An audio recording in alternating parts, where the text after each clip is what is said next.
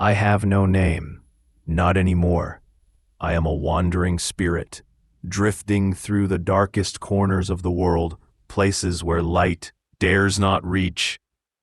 I have witnessed things that humans tremble to speak of around campfires, stories whispered by the shadows with fear etched deep into the bones. Welcome to Gloom Stories, where I, a drifter caught between the realm of the living and the dead, bring you real horror stories from across the globe. Here, you'll hear the cries of lost souls, the clanking of chains dragged across stone, and whispers that should never be answered. Follow Gloom Stories on YouTube, and if you dare, hit the like button and share, so we can spread the fear to other curious souls. But be warned, when you listen to these stories, I may not be the only spirit watching you. Tonight, I'll share 5 true horror stories from 5 different countries, tales I've witnessed through the mist of the beyond. From the shores of Barbados to the forests of Indonesia, these supernatural entities are still out there, waiting, hiding in the dark. Prepare yourself, because when night falls, nowhere is truly safe. Steel Donkey, the chain-dragging spirit in a small seaside house in Barbados. A young boy named Malik, just 9 years old at the time, lived with his older sister and grandmother. He had grown up hearing the legend of the Steel Donkey, a terrifying ironclad creature covered in rusted chains, said to have roamed since the days of slavery, dragging the souls of the dead to a place no one dared to name. One sweltering summer night, Malik woke up in the middle of the night to the clink-clank sound of chains dragging across the ground. At first, he thought it was the wind rattling the shutters, until the sound stopped right beneath his bedroom window. Malik froze. A tall, twisted shadow, human-like but not quite, stood silently at the foot of his bed. Then a deep, gravelly voice whispered, "Sweet dreams," lingering like wind through a graveyard. He screamed. His grandmother rushed into the room, but the shadow had vanished. Night after night, the chains returned. Now with them came the smell of scorched metal and a chill that seeped straight from the earth. After Malik's sister left for boarding school, everything escalated. Doors opened on their own. Invisible eyes seemed to watch his every move. A local priest was brought in to bless the house. Holy water was sprinkled in every corner, yet that same night the dark figure returned, standing in the hallway, staring silently, with eyes Malik couldn't see but could feel, a numb, crawling terror up his spine. Then suddenly it all stopped. No explanation. Malik grew up and still lives in that house. Now 23, he hasn't seen the shadow in years. No more chains, no more whispers. But whenever the wind howls and the night feels thick like oil, he wakes up, heart pounding, and wonders, did the Steel Donkey really leave? Or is it just waiting? Dokkaebi in the Gosong Mountains, Whisper of the Mountain Demon. At age 12, Minjun was sent to spend the summer with his grandparents in the misty mountain village of Gosong, South Korea. Tucked deep in the forest, the village was steeped in ancient lore. None more feared than the legend of the Dokkaebi, a red-skinned goblin with jagged ceramic teeth and curling horns, said to bring fortune or misfortune, depending on how it was treated. One afternoon, while exploring near an old forest shrine, Minjun, tired and hungry, ate a few pieces of fruit left on the offering table. Then, in a careless moment, he knocked the shrine over while playing. No one saw. He brushed it off and went home. But that night, everything began to change. At midnight, a slow, deliberate knock-knock came from his bedroom window. Then a raspy voice whispered, "I accept your offering." Minjun froze beneath his blanket. The next morning, his grandfather found 6 rabbits dead in their hutch. Stranger still, Their organs had been arranged in a spiral, like some ancient ritual. In the following days, the forest seemed darker, thicker. Minjin felt watched. Whispers followed him beneath the trees. On his final night in the village, he awoke to find something standing in the center of his room. Crimson skin, twisted horns, broken ceramic teeth, Dakabi. Its voice rumbled like stone grinding deep underground. I've come to take back what's mine. Minjin bolted, sprinting through the blackened woods, the sound of heavy footsteps close behind. He collapsed at the shrine, just as his grandfather arrived with a flickering oil lantern. The creature vanished, leaving only the scent of ash and a creeping cold. Now grown, Minjin never enters forests, not even during the day, because sometimes, in half-formed dreams, he still hears the whisper, "You still owe me an offering."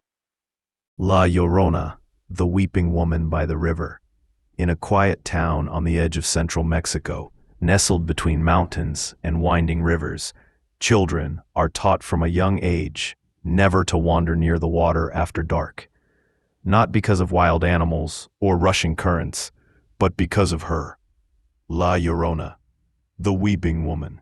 They say she was once a beautiful woman named Maria. In some stories, she lived in a grand village during the colonial era. In others, she is a spirit from Aztec times. But all tales agree on one thing. In a moment of madness, she drowned her own children, perhaps out of jealousy, perhaps despair. When she realized what she had done, she collapsed on the riverbank, wailing with a pain that tore the sky. Since then, she has wandered the earth, cursed to forever search for the souls she lost. Ay, mis hijos, oh my children. Her cries echo through the night, carried by wind and water. Locals claim to hear her sobbing near the riverbanks, especially during rainy nights. Some children say they've seen her, a pale woman in a soaked white dress, hair hanging like seaweed, arms stretched out as if begging for an embrace.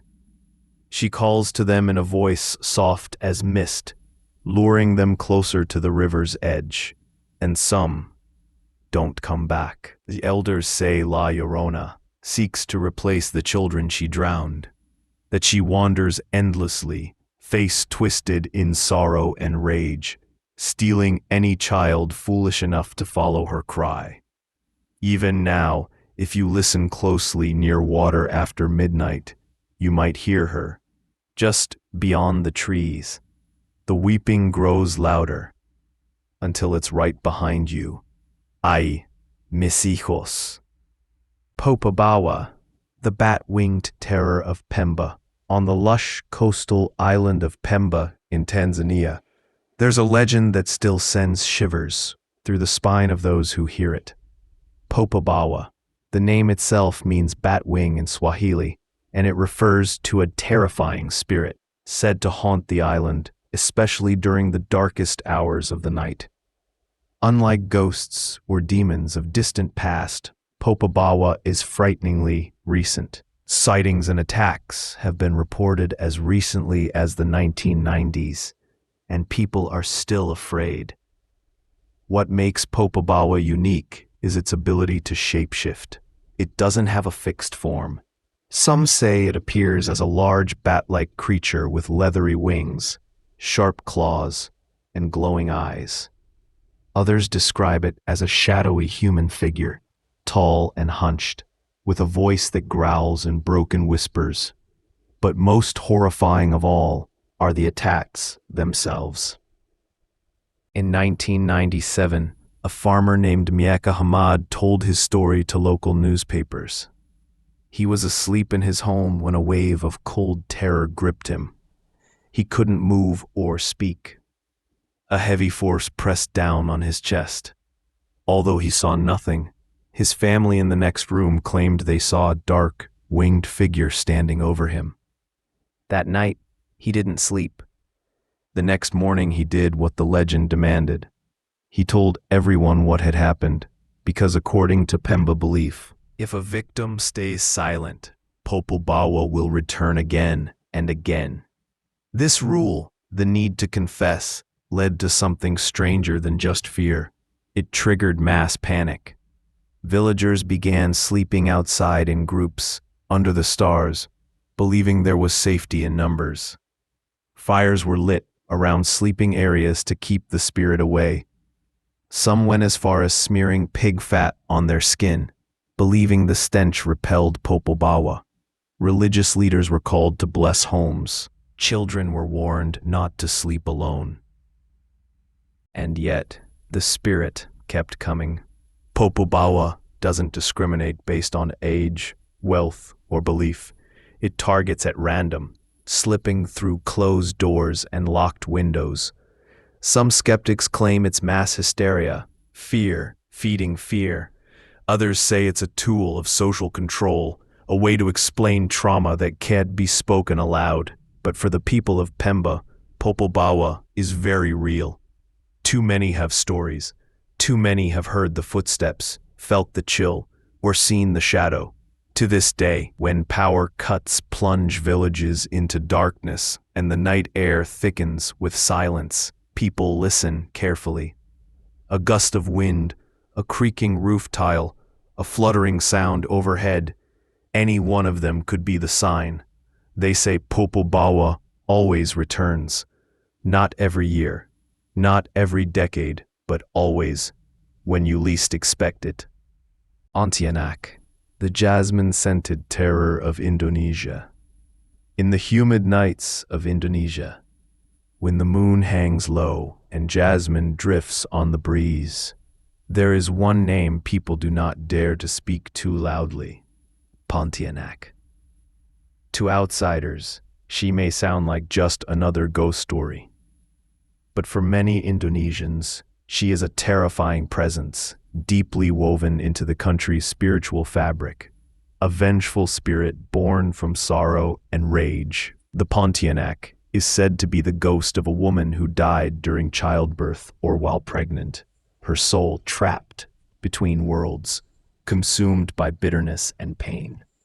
She often appears as a beautiful woman with long, flowing black hair and a white dress that floats as if suspended in water. Her face, at first, is serene, almost angelic, but the illusion never lasts. Those unlucky enough to encounter her say she lures people, especially men, into isolated places, deserted roads, banana groves, or misty swamps. The first sign of her presence is often the sickly sweet scent of jasmine, but when the fragrance turns to the stench of rot, it's already too late. Witnesses report that when she reveals her true form, her beauty withers into horror.